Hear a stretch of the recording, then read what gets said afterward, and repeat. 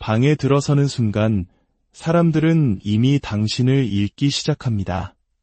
당신의 얼굴 표정을 살피고 목소리 톤을 측정하며 당신의 침묵이 의미하는 바를 해석하려 하죠. 대부분의 사람들은 두려움, 욕망, 혹은 불안감에 기반하여 이 모든 것을 무의식적으로 행합니다. 하지만 마키아벨리는 달랐습니다. 그는 의도적으로 마치 외과 의사의 메스처럼 정교하고 날카로운 목적을 가지고 사람을 읽었습니다. 그는 권력이란 단순히 당신이 무엇을 말하고 행동하는지에 달려있지 않다고 믿었습니다. 진정한 권력은 당신이 다른 사람을 얼마나 빨리 꿰뚫어 볼 수 있느냐에 달려있다고 보았죠. 누군가를 조종하려면 먼저 그 사람을 완벽히 이해해야 합니다. 스스로를 보호하려면 그들의 다음 행동을 예측해야 합니다. 그리고 상대를 지배하려면 그들이 자신이 읽혔다는 사실조차 깨닫기 전에 먼저 그들을 읽어내야 합니다. 마키아벨리는 인간이 보여주는 표면은 결코 진실이 아님을 알았습니다. 모든 미소는 잘 짜인 연기일 수 있고 모든 악수는 잠재적 위협이며 모든 칭찬은 당신을 떠보기 위한 시험일 수 있습니다. 그래서 그는 추측이 아닌 냉철한 전술을 구축했습니다. 상대의 성격, 동기, 그리고 숨겨진 약점까지 순식간에 파악하기 위해 설계된 14가지의 심리 전술을 말입니다. 첫 번째 전술은 그들이 보이지 않는 사람을 어떻게 대하는지 관찰하는 것입니다. 그들이 당신에게 어떻게 행동하는지는 잊으십시오. 그것은 얼마든지 꾸며낼 수 있습니다. 대신 그들이 중요하지 않다고 생각하는 대상, 예를 들어 식당의 웨이터나 회사의 인턴, 아무런 힘이 없는 사람을 어떻게 대하는지 지켜보십시오. 마키아벨리는 권력이란 약한 정신을 소리 없이 부패시킨다고 가르쳤습니다. 누군가 자신의 본성을 드러내도 안전하다고 믿는 순간 그들은 당신의 가치가 떨어졌을 때 당신을 어떻게 대할 것인지를 어김없이 보여줄 것입니다.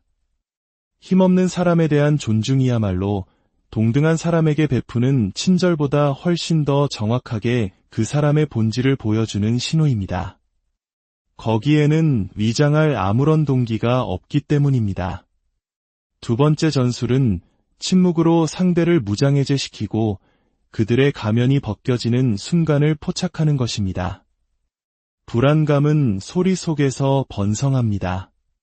사람들은 대화를 즐겨서가 아니라 아무런 방해 없이 자신의 맨 얼굴이 드러나는 것을 두려워하기 때문에 침묵을 채우려 합니다. 누군가를 빨리 읽고 싶다면 그들보다 적게 말하십시오. 아무 말도 하지 마십시오. 의도적으로 대화의 틈을 더 길게 두십시오. 당신의 침묵이 그들의 말보다 더 크게 울리도록 만드십시오. 얼마 지나지 않아 그들은 필요 이상의 말을 쏟아내고 당신에게 잘 보이려 했으며 자신의 두려움을 배신하고 숨겨진 동기를 드러낼 것입니다.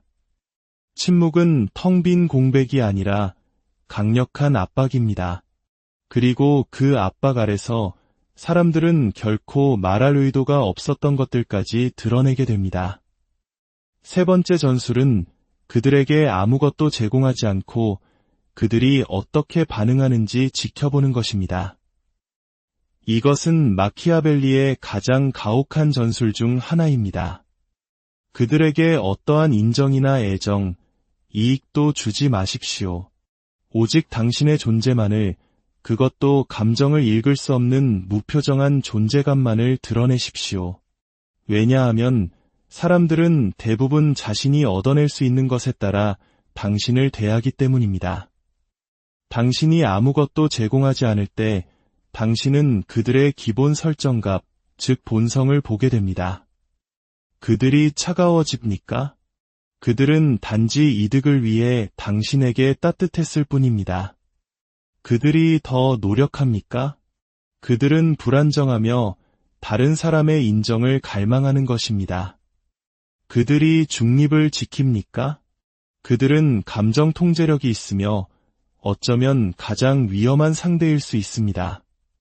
당신이 적게 줄수록 그들은 더 많은 것을 드러냅니다. 네 번째 전술은 그들의 통제 패턴을 무너뜨리는 것입니다. 어떤 사람들은 잘 다듬어진 대본에 따라 말합니다. 그들은 매력, 심지어 연약함이나 솔직함까지도 연습해서 다른 사람에게 비치는 자신의 이미지를 관리합니다. 마키아벨리는 이런 유형의 사람이 가장 읽기 어렵다는 것을 알았습니다. 당신이 그 대본을 깨뜨리지 않는 한 말이죠. 어떻게 하냐고요? 그들이 예상치 못한 질문을 던지십시오. 그들의 농담에 침묵으로 답하십시오. 아첨에는 의심의 눈초리를 보내십시오. 그들이 한창 분위기를 이끌어갈 때 화제를 바꿔버리십시오. 자신의 계산된 연기가 중단되었을 때 그들은 비틀거립니다. 그리고 바로 그 비틀거리는 찰나의 순간에 당신은 그들의 진짜 모습을 보게 됩니다. 다섯 번째 전술은 사소한 손실을 통해 그들의 충성심을 시험하는 것입니다. 누군가의 충성심을 알기 위해 배신당할 때까지 기다리지 마십시오. 직접 시험을 설계하십시오. 그들의 작은 부탁을 거절해 보십시오. 그들이 기대했던 호의를 베풀지 마십시오. 짧은 시간 동안 관심을 주지 마십시오. 그리고 지켜보십시오. 그들이 여전히 당신을 존중합니까? 아니면 당신을 비난하거나 거리를 두거나 뒤에서 험담을 시작합니까? 마키아벨리적 사고방식은 충성심이란 사람들이 모든 것을 얻었을 때 어떻게 행동하는지가 아니라 무언가를 거절당했다고 느꼈을 때 어떻게 반응하는지로 판단합니다. 가장 작은 아니오라는 한마디가 가장 거대한 진실을 드러낼 것입니다. 여섯 번째 전술은 그들의 말이 아닌 그들의 집중이 어디로 향하는지 측정하는 것입니다. 사람은 거짓말을 하지만 그들의 시선과 관심은 거짓말을 하지 않습니다. 그들이 말하는 동안 그들이 무엇에 주의를 기울이는지 관찰하십시오. 그들의 눈이 모임에서 가장 힘있는 사람을 향해 힐끗거립니까? 그들은 지위를 갈망하는 것입니다. 그들이 사회적 지위가 낮은 사람들을 무시합니까? 그들은 오직 자신에게 이득이 되는 것만 존중합니다. 당신과 대화하면서 계속 스마트폰을 확인합니까? 당신은 우선순위가 아니라 그저 시간 때우기용 대화 상대일 뿐입니다. 그들이 당신의 표정을 따라합니까? 그들은 당신의 환심을 사려고 노력하는 중입니다. 마키아벨리는 말을 듣지 않았습니다. 그는 관심의 흐름을 추적했습니다. 왜냐하면 관심은 고투자이며 그들이 어디에 관심을 투자하는지가 그들이 무엇을 가치 있게 여기고 무엇을 무시하는지에 대한 모든 것을 말해주기 때문입니다. 일곱 번째 전술은 당신이 지어낸 약점을 슬쩍 언급해보는 것입니다. 당신 자신에 대한 작고 사실이 아닌 약점을 말해보십시오. 예를 들어, 저는 생각을 너무 많이 하는 경향이 있어요. 라거나, 예전에는 사람을 너무 잘 믿었어요. 혹은, 저는 갈등 상황에 대처하는 걸 잘못해요. 와 같이 진짜 약점처럼 들리는 말을 한 겁니다. 그리고 관찰하십시오. 만약 그들이 나중에 당신의 말을 무기처럼 사용하거나 조롱하거나 당신을 공격하는 데 이용한다면 그들은 기회주의자입니다. 만약 그들이 그 말을 무시한다면 그들은 당신을 존중하거나 혹은 신중한 사람입니다. 만약 그들이 자신의 진짜 약점을 드러낸다면 그들은 당신과 관계를 맺고 싶어하며 안전함을 느끼고 있는 것입니다. 가상의 취약점을 만들어냄으로써 당신은 실제 위험 부담 없이 약점에 대한 그들의 진짜 반응을 시험할 수 있습니다. 여덟 번째 전술은 그들을 기다리게 만드는 것입니다. 누군가가 자신이 대접받아야 한다고 생각하는 특권의식의 수준을 읽는 데에는 당신의 반응을 늦추는 것보다 더 빠른 방법은 없습니다. 문자 메시지에 늦게 답장하십시오. 약속 시간을 정할 때 애매하게 구십시오. 그들에게 무언가를 주기로 했다면 예상보다 더 오래 걸리게 하십시오. 특권의식에 사로잡힌 사람들은 안절부절 못하거나 죄책감을 유발시키거나 수동 공격적인 태도를 보입니다. 반면 인내심 있는 사람들은 상황에 적응하고 평정심을 유지합니다.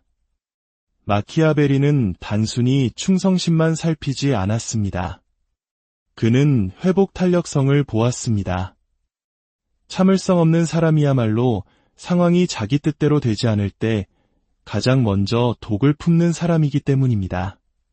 시간은 사람의 기질을 폭로합니다. 9번째 전술은 그들이 누구를 따라 하는지 보는 것입니다. 모든 사람은 의식적이든 아니든 누군가를 모방합니다. 말투, 스타일, 몸짓 같은 것들을 말이죠. 마키아벨리는 한 사람이 숭배하는 대상을 연구함으로써 그 사람의 야망을 해독할 수 있다고 믿었습니다. 만약 그들이 권력자를 모방한다면 그들은 통제권을 갈망합니다. 만약 그들이 인기 있는 사람을 모방한다면 그들은 관심을 원합니다. 만약 그들이 고결한 사람을 모방한다면 그들은 도덕적 우월감을 욕망합니다. 누군가 따라하는 그 사람은 바로 그가 비밀스럽게 되고 싶어하는 자신의 모습입니다. 그가 누구의 거울이 되고 싶어 하는지를 알게 되면 당신은 그가 무엇을 쫓고 있는지도 알게 됩니다. 10번째 전술은 질투심을 유발하고 그 순간의 표정 변화를 포착하는 것입니다. 당신의 최근 성공이나 좋은 기회, 혹은 다른 사람에게 받은 칭찬처럼 당신을 돋보이게 하는 말을 미묘하게 던져보십시오. 그리고 그들의 얼굴을 자세히 관찰하십시오. 미소가 어색하게 경직됩니까? 대화 주제를 즉시 다른 곳으로 돌립니까? 갑자기 당신의 성취를 깎아내립니까? 그것이 바로 질투입니다. 마키아벨리에 따르면 질투는 가장 위험한 감정 신호입니다. 왜냐하면 질투는 항상 파괴적인 행동으로 이어지기 때문입니다. 질투는 소리치지 않습니다. 그저 찰나의 순간에 스쳐 지나갈 뿐입니다. 하지만 일단 그것을 포착하면 결코 잊을 수 없게 됩니다. 11번째 전술은 그들이 무엇을 혐오하는지 묻는 것입니다. 그들이 무엇을 사랑하는지는 잊으십시오. 그건 꾸며내기 쉽습니다. 대신 이렇게 물어보십시오. 어떤 종류의 사람을 싫어하세요? 또는 다른 사람의 어떤 행동을 혐오하세요? 그 대답은 다른 사람에 대한 것이 아닐 때가 많습니다. 그것은 거울입니다. 사람들이 경멸한다고 말하는 것들은 보통 자기 안에 억압된 자신의 특성을 반영합니다. 거만함을 싫어한다고 말하는 사람들은 종종 조용히 거만합니다. 부정직함을 혐오한다고 주장하는 사람들은 종종 능숙한 거짓말쟁이입니다. 나약함을 증오한다고 말하는 사람들은 비밀스럽게 자신이 나약하게 비칠까 봐 극도로 두려워하는 사람들입니다. 그들의 비판 속에서 당신은 그들의 고백을 발견하게 될 것입니다. 12번째 전술은 무엇이 그들의 시선을 피하게 만드는지 살펴보는 것입니다. 직접적인 눈 맞춤은 힘이지만 그 눈 맞춤을 깨뜨리는 것은 진실입니다. 돈, 지위, 수치심, 과거의 실패, 혹은 권력 관계와 같은 특정 주제를 언급하고 그들의 시선을 추적하십시오. 무언가 너무 가깝게 와 닿는 순간 그들의 눈은 떨리거나 다른 곳으로 향하거나 아래로 떨어질 것입니다. 마키아벨리는 눈이 단순히 영혼의 창이 아니라는 것을 이해했습니다. 눈은 억압된 감정의 비상구입니다. 눈을 도망치게 만드는 것이야말로 그 마음이 가장 두려워하는 것을 드러냅니다. 이제 가장 핵심적인 13번째와 14번째 전술이 남았습니다. 마키아벨리 자신이 왕좌를 지키고 배신을 헤쳐나가고 주변 사람들의 마음을 꼭두각시처럼 조종하기 위해 사용했던 바로 그 기술들입니다. 이 기술들을 사용하면 당신은 단순히 누군가를 읽는 것을 넘어 그들이 당신을 어떻게 보도록 만들지 통제하게 됩니다. 마지막 두 전술은 다른 사람을 관찰하는 것에 대한 것이 아닙니다. 그것은 그들의 진실을 끌어내기 위해 당신에 대한 그들의 인식을 조작하는 것입니다. 약한 자들이 답을 쫓아다니며 다른 사람을 읽으려 할 때 마키아벨리는 답이 스스로 찾아오도록 상황을 만들었습니다. 그는 신뢰가 아닌 긴장을 조성했습니다. 그는 묻지 않았고 방아쇠를 당겼습니다. 이 마지막 전술들은 단순히 지켜보는 것이 아니라 무대를 설정함으로써 한 사람의 진정한 운영체제를 폭로하도록 설계되었습니다. 13번째 전술은 그들이 외면할 수 없는 거울이 되는 것입니다. 대부분의 사람들은 가면을 쓰고 인생을 살아갑니다. 연기하고 매력을 발산하고 아닌 척합니다. 하지만 마키아벨리는 당신이 상대방의 말투, 자세, 언어를 천천히, 미묘하게, 과하지 않게 따라할 때 그들 내면 깊은 곳에 무의식적인 자기인식을 촉발시킨다는 것을 발견했습니다. 그들은 당신 안에서 자기 자신을 봅니다. 그리고 그 다음에 그들이 하는 행동은 그들이 무엇을 숨기고 있는지를 정확하게 드러냅니다. 예를 들어 그들의 무심한 말투를 따라 해보십시오. 그들이 당신을 지배하려는 듯이 더 강하게 나옵니까? 그들의 자신감을 따라 해보십시오. 그들이 어떻게 대처해야 할지 몰라 뒤로 물러섭니까? 그들의 불안감을 따라 해보십시오. 그들이 오히려 우월감을 드러내며 당신을 조롱합니까? 그들의 거울이 됨으로써 당신은 심리적 마찰을 만들어냅니다. 대부분은 이를 눈치채지 못하겠지만 그들의 본능은 반응할 것입니다. 그리고 그 반응은 그들이 진실한지, 방어적인지, 혹은 교활한지를 말해줍니다. 자신의 에너지가 되돌아오는 것을 보고 더 많이 흔들리는 사람일수록 처음부터 더 많이 연기하고 있었던 것입니다. 14번째 전술은 관찰로 공격하기 전에 존중으로 무장해제시키는 것입니다. 보통 사람들은 비판을 예상합니다. 그래서 그들은 변명거리로 무장하고 방어적이며 필터링된 모습으로 경계태세를 갖춥니다. 하지만 마키아벨리의 천재성은 예상치 못한 존중으로 시작하는 데 있었습니다. 그들의 지성을 칭찬하십시오. 그들이 이룬 무언가를 인정해 주십시오. 당신이 전적으로 믿지 않더라도 그들이 한 말을 인정해 주십시오. 왜일까요?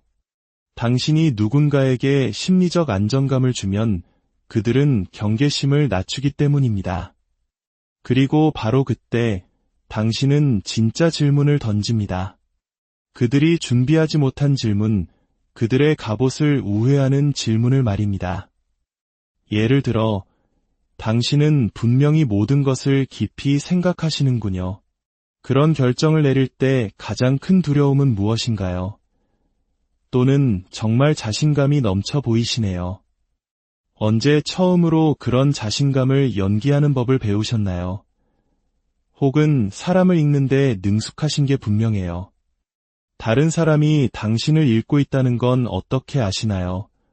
존중은 문을 엽니다. 하지만 그 뒤에 이어지는 외과 수술처럼 날카로운 질문이야말로 가면을 완전히 벗겨냅니다. 사람들은 존경받는다고 느낄 때 더 솔직해지며 바로 그때 진짜 정보가 흘러나옵니다. 이제 당신은 사람을 심리적으로 읽는 법을 이해했습니다. 하지만 마키아벨리에게 사람을 읽는 것은 전략적으로 활용하기 위한 준비 단계에 불과했습니다. 그는 단순히 성격 특성 자체에는 관심이 없었습니다. 그는 사람의 모든 약점, 습관, 맹점이 이용되거나 영향을 주거나 방어하는 데 사용될 수 있는 하나의 지형처럼 연구했습니다. 당신은 그들의 약점을 당신의 지렛대로 사용할 수 있습니다. 누군가 무엇을 숨기는지 알게 되면 당신은 이해 이상의 것을 얻습니다. 바로 통제력입니다. 파괴하거나 조종하기 위해서가 아니라 소리 없이 영향을 미치기 위해서입니다.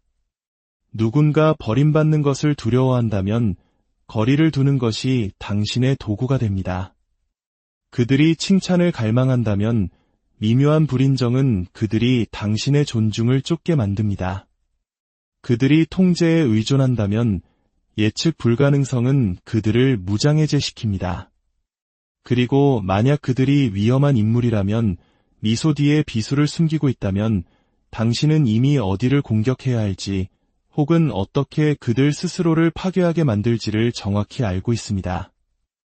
이것이 바로 심리적 읽기가 전략적 전쟁으로 변모하는 지점입니다. 사람들을 마음속으로 유형별로 분류하되 결코 입 밖으로 내지 마십시오. 마키아벨리는 사람들에게 당신은 나르시시스트야 혹은 그녀는 불안정해라고 말하지 않았습니다. 그는 관찰하고 분류하고 그 진단을 결코 드러내지 않은 채 그에 맞춰 행동했습니다. 왜냐하면 딱지를 붙이는 행위는 힘을 죽이기 때문입니다. 사람들은 딱지에 저항하지만 진단 없이 이루어지는 처방은 감지되지 않은 채 스며듭니다. 마키아벨리는 아니오라는 말을 어떻게 다루는지가 인격을 시험하는 최고의 시금석이라고 믿었습니다. 한 사람의 강함은 승리에서가 아니라 거절당했을 때 드러난다고 보았습니다. 그들이 기대하는 호의나 칭찬, 기회, 관심을 거절해 보십시오.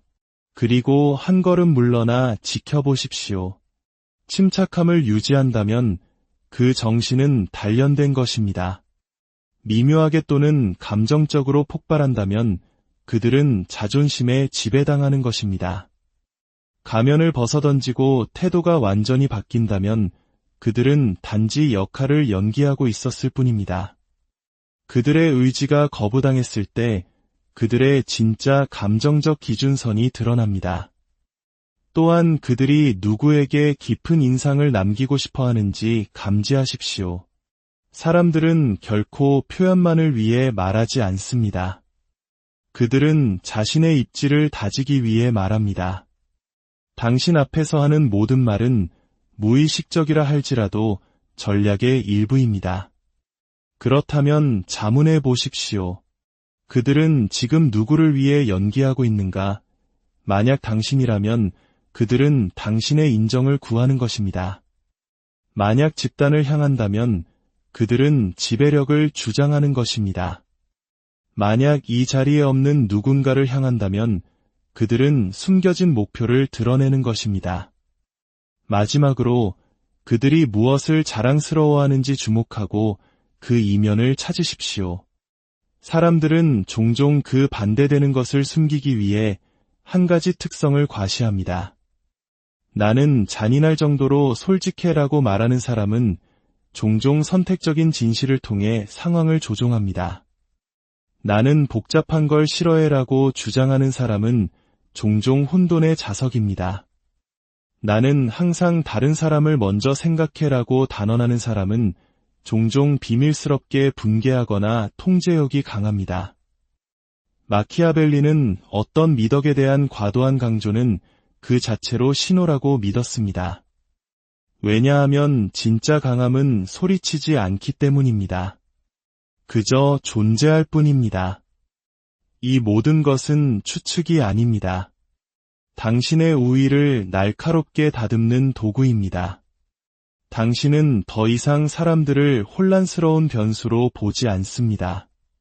당신은 그들을 코드, 패턴, 프로그램, 그리고 반응으로 보게 됩니다. 하지만 여기에는 또 다른 차원이 존재합니다. 일단 그들을 읽을 수 있게 되면 당신은 그들을 어떻게 다룰지 선택해야 하기 때문입니다. 공감 없이 움직이기 시작하고 재미삼아 통제하기 시작할 수도 있습니다. 이것이 바로 위험한 지식이 가진 그림자입니다. 마키아벨리적 통찰력의 최고 수준에서 이 게임은 더 이상 게임처럼 느껴지지 않습니다. 그것은 본능이 됩니다. 당신은 더 이상 이 사람을 어떻게 읽어야 할까? 라고 생각하지 않습니다. 당신은 그저 압니다.